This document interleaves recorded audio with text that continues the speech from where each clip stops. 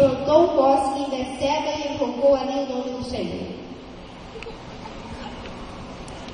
Quando ele faz isso, ele tinha quase 100 anos. Um homem de quase 100 anos planta um bosque. Vocês conhecem pessoas com mais de 60, 70 anos que resolvem plantar bosque? A maioria já não faz mais isso, porque ele tem uma perspectiva da seguinte forma: por que eu vou fazer isso se eu não vou comer desse fruto, não vou usar essa madeira, não vou sentar nessa sombra? Só faz isso quem tem a perspectiva ética de uma aliança intergeracional, um laço social que vai para além de si mesmo. Abraão plantou um bosque em Beceba, sinalizando o compromisso com o Deus do céu e o Deus do chão, o Deus que vem a nós do nosso reino, que é a perspectiva do cuidado com a criação. Ele plantou um bosque para que aqueles que viessem depois dele comessem o seu fruto, sentassem à sombra daquela árvore, pudessem usar aquela madeira e outras coisas mais. Quando nós cuidamos do meio ambiente, nós estamos seguindo o patriarca Abraão. Você está cuidando do seu bosque em Beceba para que outros possam comer do seu fruto, para que outros possam sentar à sua sombra. Você está cuidando do bosque para que o rio não fique seco e outras pessoas possam beber da sua água. Vocês foram ver o rio aqui quando ele está completamente seco. É falta de um compromisso intergeracional. A juventude, ela é generosa e luta por esses interesses que vão além de si mesmo para beneficiar outras pessoas. O meio ambiente,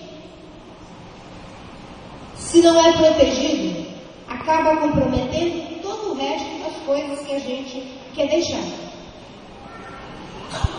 Agora eu quero entrar numa questão importante. Eu vou pedir para a Jane depois mandar para o pastor Maurício todos os itens referentes a políticas públicas. Nós fizemos, pastor, a primeira conferência infanto-juvenil de meio ambiente em 2003. Foram envolvidos 5 milhões de jovens e adolescentes. Depois da segunda conferência com mais de 4 milhões, a terceira conferência com 3 milhões e 700 mil. Isso dá mais de 11 milhões de jovens e adolescentes envolvidos em discutir meio ambiente. Exatamente para marcar que essa é uma luta para todos os segmentos, para crentes e não crentes, para empresários, para trabalhadores, para as ONGs, para as universidades, para católicos, para evangélicos, para todas as pessoas. É uma perspectiva generosa de cuidado com a nossa casa comum, que é o planeta Terra. Diz o Salmo 115, no versículo 16: Deus habita no alto dos céus, mas a terra deu ele de presente aos homens para morar.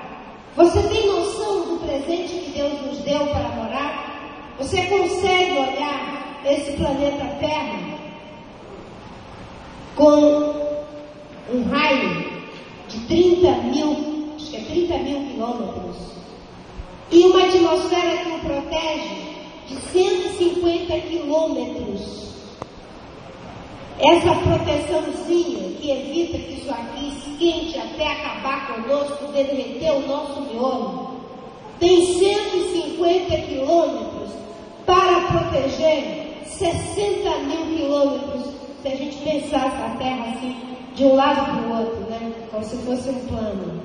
É uma coisinha fininha, delicada. Lá no livro tem um salmo que diz: e Deus pôs uma tenda para o sol, porque não há quem consiga resistir ao seu calor. A tenda para o sol, se nós formos atualizar na linguagem de hoje, com certeza deve ser a camada de ozônio. Bem fininha, delicada. E nós não estamos com ela. Você precisa compreender que existe